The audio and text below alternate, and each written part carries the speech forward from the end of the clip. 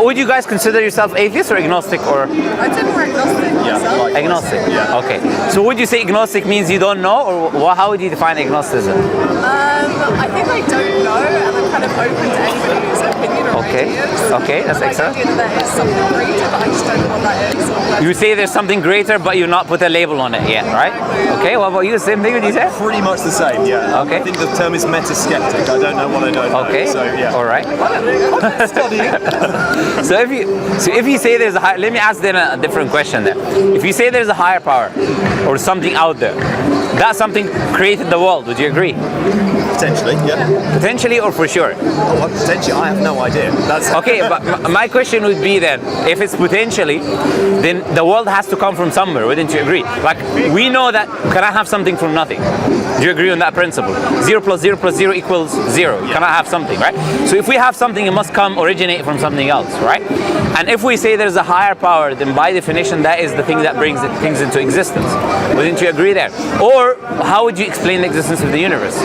Well, I'd say it's not really within my capacity, or even like needs to be in my capacity to explain its existence. I mean, but you're a part of the universe, and if there is an impact behind your creation, then it does concern you. Like, for example, the point I'm making, if this creator created us, there's a purpose for him creating us, and there's consequences for our actions, then doesn't it make sense, or doesn't it matter for us to know why we were created or who created us? oh yeah, no, it absolutely does matter. That's, I think, why we as humans are driven to find that out. It's not quite sure I found the right answer yet. No, but excellent, yeah, but we can always investigate. Like, the thing is this, you've not met the person who made this table, right? True. But we can tell certain characteristics of the maker. Like, for example, we can know is intelligent, knows knowledge of language, able to assemble material, right? So these are certain things, has a level of power to assemble the material. We can know these things looking at the product or final product. Looking at the universe as well, you can tell attributes of its maker. Like, for example, with something that is not powerful, very powerful, would be able to create the universe. What kind of attributes, this is a question I would pose, what kind of attributes would you need to create a universe? If you wanted to create a universe in me already, what attributes would you need to create a universe? Well, I mean, all of the classic ones, omniscience, omnipotence, Okay. all of those. So we would say whatever brought the universe into existence, and we say this is a matter of fact, because otherwise you cannot bring the universe into existence. If you don't have the attributes to bring the universe into existence, you cannot bring the universe into existence. True, but that's whether it was actually brought out by intelligent design or whether it just appeared out of something that we don't, as people, understand. But we agreed that we cannot have something from nothing. So how can it just appear, right? The thing is, the universe is not a conscious being, right? It's matter, that means it requires another entity to kind of cause it, if you want to say, or create it or bring it to being. To an extent, I'm not sure what happened at the beginning of the universe, that's the thing. No, but that's what scientists themselves, they don't know. But they say there was matter. But if there is matter, where did matter come from? I don't know. I don't know. And that's No, why I'm so happy to be. No, but I would personally, I would humbly say this. There's a lot of people who would say the same thing. They would say, I don't know. But there's a difference between I don't know and I do not want to know. There's also, there is a difference between I don't know and I live my life I don't know. But when you die, what will happen to you? And I'll tell you something very interesting. From an Islamic point of view, we believe there's judgment. Not only Muslims, but other religions as well. But specifically from an Islamic point of view, when a person is put in the grave, there's usually two answers are given by the people. We believe angels come to the person in the grave and then they question him. They say, who's your God? And what is your religion? And what do you say of the man who is sent to you? That doesn't have to be Prophet Muhammad. If you're at the time of Jesus, you'll say Jesus. If you're at the time of Moses, you'll say Moses. We believe in all the previous prophets, right? So they will come to you at whatever time you die then. And they will ask you about the messenger that will send to you. Now the person who doesn't believe, there's a common answer. Do you know what the common answer he will give? I don't know. So they will say, who's your God? I don't know. What is your religion? I don't know. What do you say of the man who sent to you? I don't know. And we say that's an issue because the person who made this bottle, by definition, has given it purpose. Do you agree? The person who determined this is going to be 750 milliliters, right? The person who made it. The purpose is, for you to drink, preserve water, whatever it is. That is determined by the maker. Whoever makes something gives it purpose. So if we're made by God, then or whatever entity, whatever higher power, whatever name you want to use, right? Then whatever created us is what assigns the purpose to us. Do you agree? Would you agree with that? To an extent, yeah. Okay, so then it would make rational sense. Not only that, it's very important and essential. This existential question of why we're here needs to be answered. And the thing is this, not only that, God doesn't just say, this is the case, you'll live here, you'll have an existential question because you'll have an innate thing, questioning why we're here. But he also sends you prophets and messengers. Like you heard about Jesus, Moses, Noah, Abraham. You're not a religious person, but you know these names and you know these people, right? So, and they all came with one message. There is a creator, right? There is an afterlife, there is accountability. Like for example, you live your life right now. Wouldn't it make sense to say that you should be accountable for what you do? Or should you do whatever you like to do? I mean, to an extent, whether that, it certainly makes sense, and I'm sure there's a fairness to that. Whether it actually happens, I'm not sure, and I think there's many Excellent. people who don't get it. So how do you now, before the consequence, which is what you're talking about, the punishment or reward, how do you determine yourself, or you, what is right or wrong in your worldview? Morality is inherent, isn't it? It's a difficult one to define, but it's also, you try and live your life situationally and do the best that you can. I think that's the same with anyone religious or not religious. But best, the sentence "best you can" assumes you know what is best. True. So how do we know? I'm saying from an atheistic worldview or an agnostic worldview. Using a combination of nature and nurture and inherent understanding of what is fundamentally moral or not. And again, like, I mean, there's things within every holy book that I think in today's day and age we would say probably not moral to do, but also it can be difficult to follow. So there's. I would be happy for you to tell me what that is, but before we get into that, because I'm interested to know what you would say is not moral to do, specifically in Islam, because I don't speak on behalf of other religions. I don't think it's fair, even though I read them, right? But the thing is this: when you say nature and nurture, that is subjective, meaning that if you're born here, you'll have certain beliefs, certain morals. If you're born in China, if you're born in Africa, wherever you're born, you'll have certain beliefs and standards that you would follow based on your community. For example, I don't know if you know or not, but certain parts of China, not all of it, but certain parts, for example, you burn a dog alive and eat it. You consider it food. You would deem that to be immoral, I'm assuming, right? Because you're born in this culture and society, right? So depending on the culture and society, certain people will do different things to what you believe. Certain parts of Africa, women walk topless. I would deem that to be immoral, but they would do that, right? That's normal in the community and our society, right? So, if it was about nature and nurture, then do you agree from your worldview that morality is subjective then? Yeah, to an extent that would be the nurture part of it. It is subjective, yeah. But then there is no morality then. If you say morality is subjective, you just admit there's no morality. Because the reason being is you can say X is right, I can say X is wrong, but X external of you and me does not have moral value. There's no objective morality. Morality doesn't exist. So if I determine one day I wake up and I'm crazy, I want to eat my baby in breakfast, I put it in the oven and bake it, I want to eat it, subjectively, and I say that's morally good, that would be morally good. Why would killing, raping, or stealing or anything be morally bad under an atheistic or agnostic worldview? Under an atheist or agnostic worldview, first off we follow the law in general, and that's the law that has been founded without or with. So if law says you can kill, rape, and steal, you can kill, it's morally right? Of course not. That's a starting point. There is again something of an inherent morality. You can go to any one of those societies. Do you know the law? Yeah, I'm sorry to interrupt you, but do you know in the law in the UK is based on Christian? It is. Thou shalt not kill, the 10 Commandments. Because morality without religion cannot exist. That's a claim I would make now, right? Objective morality. You cannot have objective morality without guidance that is coming to you from a higher source, a divine source. You can have subjective morality, which is what you said, nature and nurture, which would mean there is no right or wrong. Like if I say, it's a very basic question. Like if I say to a person who's not religious, why is killing another human being wrong? Other than the law, because you see, there's many lands that don't have laws where you can kill other people actually in many parts of the world, even today. There are countries in which completely chaotic and you can do whatever you want to do. There are many parts of the world. The law isn't working. There's a difference between that and it being enshrined that the law is being passed. But the assumption there is whatever the law deems acceptable is acceptable. No, I'm saying the law is a starting point, and I think if you go to any one of those countries, yeah, I'm sure there is. But they have different laws. Even the countries that have laws.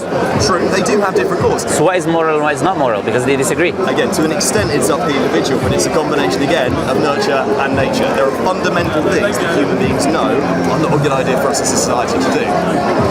But, okay, this is the thing I'm saying again. You are saying they know it's not good, assumes that we know what is good and what is bad. It's as simple as this, I would say. I agree with you. Subjectively, people know. Like subjectively you would determine X is wrong. Subjectively you would determine X is not wrong. But another person next to you, who's an atheist like you exactly, he will say, or agnostic, or whatever term you and I don't want to give you the wrong label, right? He would say the same action is right, or the same action is wrong. Essentially, you cannot, number one, determine what is morally right and wrong outside of human beings, because it's subjective. And number two, you cannot enforce morality. Because if I say to someone X is wrong, you say, that's your opinion that X is wrong. My opinion is that X is good. And morality based on my nature and nurture says it's okay. Based on my worldview, based on my, whatever it is, it's okay. So we say that this is a big problem. So we say the human beings, in order for them to come to an agreement with something, there has to be something that they come to objective. True. We can say, okay, this is not my personal opinion. It's not because I'm the smartest guy in the room, you know, or you have to listen to me, you know.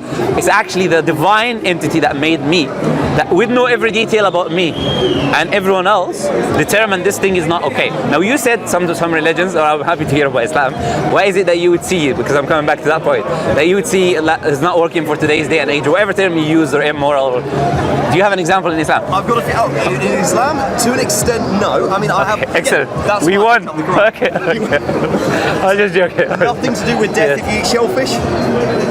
Eating shellfish, we don't have a problem with that. Yeah, any fish, anything which lives in the sea, you're allowed to eat as a Muslim. Fair enough. Nothing wrong with homosexuality at all? No, we have rules about homosexuality in Islam. Yeah, you see that? So we believe homosexuality, the act of homosexuality within itself is a sin. That's what we believe as Muslims. I know.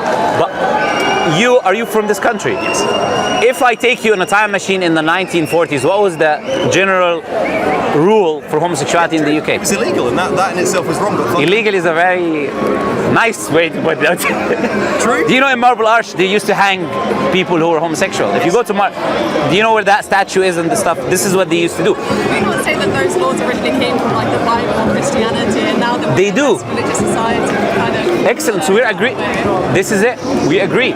So right now you've changed morality from biblical morality, which is an objective standard itself, into subjective human rules. Now we would say, why is the new human subjective man-made rules, which by the way follows something, it follows the Enlightenment period. I have someone who's called John Stuart Mill, and he had a principle called the harm principle. And he said, John Mill and John Stuart Mill, the Enlightenment period, he said that you can do whatever you want as long as you don't harm anyone else, do to others as you like done to yourself. All of these things that everyone in the West says, and you don't know the source.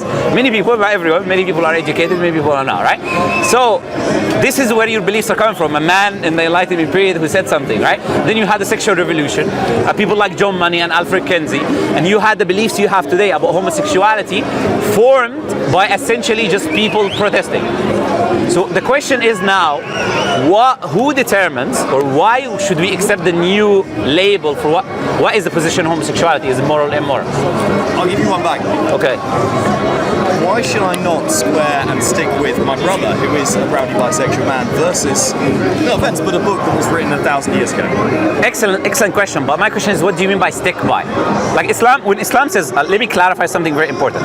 When Islam says something is immoral, that doesn't mean now I get to do something that person doing it. Like we believe every human being commits sins. So if my brother went to Saudi Arabia and acted upon his bisexuality, that would be absolutely fine. Acted upon how? In his own privacy, in his own room, in his own house? There's no laws against that, even in Saudi Arabia. Because in Islam, the punishments are applied after evidence is established. And Islam has a very strict criteria of there's due process in Islam. Not only that, punishments are not vigilantism. They're not applied by the individuals. Contrary to what you may have heard on the media, that's not how Islam... Oh, I'm not basing this on the media. Right? Okay, excellent. That's a lot better. Okay, so what are you basing it on when you say Saudi Arabia? Because in Saudi Arabia, I know I've spoken to personal judges. Been Saudi Arabia plenty of times. I don't know if you've been there or not. I've been there plenty of times, so I'm talking from experience, right? But I'm saying even if Saudi Arabia does something wrong, from an Islamic point of view, something called due process. There's no punishments happening without evidences. And specifically in the case of adultery, etc., or homosexuality, it's a very strict criteria. You know what that criteria is? There has to be 4 male practicing Muslim men witnessing the act of penetration and willing to testify describing it in detail to the judge. That's why in Islamic history, there's something very interesting. Islam has a very strong punishment for adultery. It's death, it's punishable by death, right? But that punishment, throughout Islamic history, I've not seen a single case in which the evidence was established and the punishment was there, because it's very difficult. You have to literally do it in the middle of the street to have 4 male practicing men walking by, witnessing the penetration, and willing to testify. So what happens is, people come, and they came at the time of the Prophet, etc., and they say, we admit we've done this, we want to be punished. There's a woman that came to the Prophet ﷺ, in fact at his time, and there was a punishment there, and she came and she said, we committed adultery. It's a case of Ma'iz al-Ghamidiyya, and she was pregnant. He said to her, go, you're crazy, go. He didn't want to punish her. She came back. He said, until you give birth and then come back. She gave birth. I said, until you finish breastfeeding, I come back. He's trying to tell her, repent with God, don't come back, he don't want to punish you, right? So these laws are not for punishment, but they are for deterring certain problems in society. You already see problems that come from adultery and families breaking and homes breaking and single mother homes, huge problems, right? So these punishments are there, and if the evidence is established someone is doing it in public, he will be punished, right? But the punishments are so strict to the extent that if you actually look at them, most of the time they are acting as deterrents rather than being people being punished themselves. That's why Allah says in the Quran, مَا يَفْعَلُ اللَّهُ بِعَذَابِكُمْ. What would Allah do with your punishment? If you believe and you're thankful, why would God try to punish you? He's not trying to punish you, right? But the thing is this, coming back to the idea of homosexuality, it's the same idea. That there has to be witnesses established. There has to be evidence. So if someone goes in any country, right, under Islamic law, and he does something in the privacy of his own home, we still say it is a sin. We still say he will be punished on the day of judgment because he's sinning against God. But in this worldly life, until the evidence is established, no one can do anything to that individual. It's a very good thing no one's ever been extrajudicially killed for anything like that in an Islamic country. Sorry, I think you can say that again because I'm saying no one's ever been punished for that in the Islamic country. But again, now this is the problem now, is we have to separate between what people do and what religion teaches. Would you agree with that? Yes. For example, what's your name? Max. Max. If I go now and chop someone's head and say in the name of Max, should they hold you accountable? No. Okay, excellent. So if someone says I'm doing X for the sake of whatever religion or non-religion, that doesn't mean the religion is responsible unless I can find in the text teachings that says do that. So unless the Islamic text, the Quran or Hadith, says that you do whatever it is the thing that you're just saying, then we cannot hold the religion accountable for it. Just like, for example, you had people like Stalin and Mao killing millions of people and they were atheists. You cannot say, okay, you're atheist, you're responsible for because he was atheist. True, but they didn't do those things based on their lack of They did. atheism. They did due to communism, and that we have. That's incorrect. Stalin, in fact, was quoting principles based on evolution and based on atheism. He was saying, I'm doing natural selection, not doing nothing wrong. If you read his writings, they were understanding the premises of atheism, because atheism entails something called nihilism. There's no meaning in life, there's no right or wrong, nothing. So they understood, they internalized the pre-assumptions of atheism, and they acted upon it. If there is no morality, then I'm just rearranging your head, which is atoms, from this position to that position. That is killing for them, literally.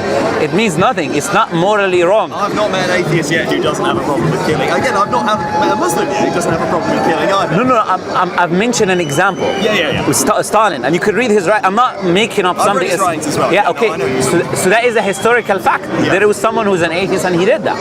Mao in China is another example. If they had a problem, they did not kill millions of people. Hitler, another example of many people who can live evil lives, and killing someone to do something benefit for them, it doesn't matter. It doesn't matter who they can slaughter or do whatever they want to do, right? There are bad Muslims as well, and bad Christians and bad. But this is the point I was making. Individual actions is not equal to the religious teachings. Do you agree with that? Unless the religious teachings are what drives a person to do it. Exactly. So why is it in the Islamic teaching, this is the question, right? Why is it the Islamic teaching that you would have an issue with, that you would say, which is what you were saying, immoral in the beginning? Should we go with having a woman stoned to death for committing adultery for men and only men see her do it? That is not the case in Islam, and I would be happy for you to show me where is that in the Quran or Hadith. That's why I picked up the Quran. Okay, so I'm saying now, this is not the case. Punishment for adultery, the witnesses and all of that is applied for both men and women. It's just a media thing, whatever you just said. No, as in about women. No, that's also not correct. Okay. It's incorrect. In fact, the Quran is clear about the punishments for fornication and adultery, it says وَلْيَشْهَدَ عَذَابَهُمَا طَائِفَةٌ مِنَ الْمُؤْمِنِينَ. Chapter 24 of the Quran, first 1 to 3 verses, first few verses. The exact reference.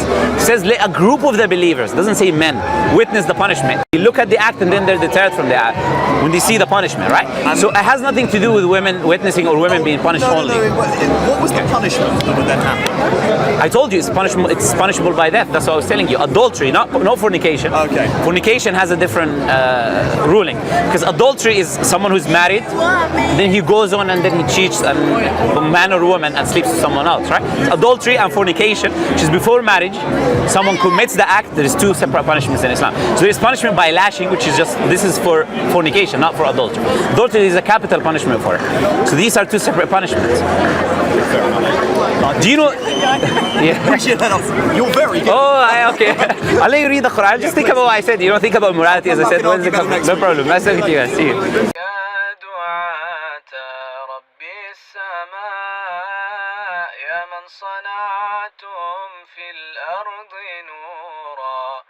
يا قلوبا فيها الوفاء بشركم اليوم السرورا.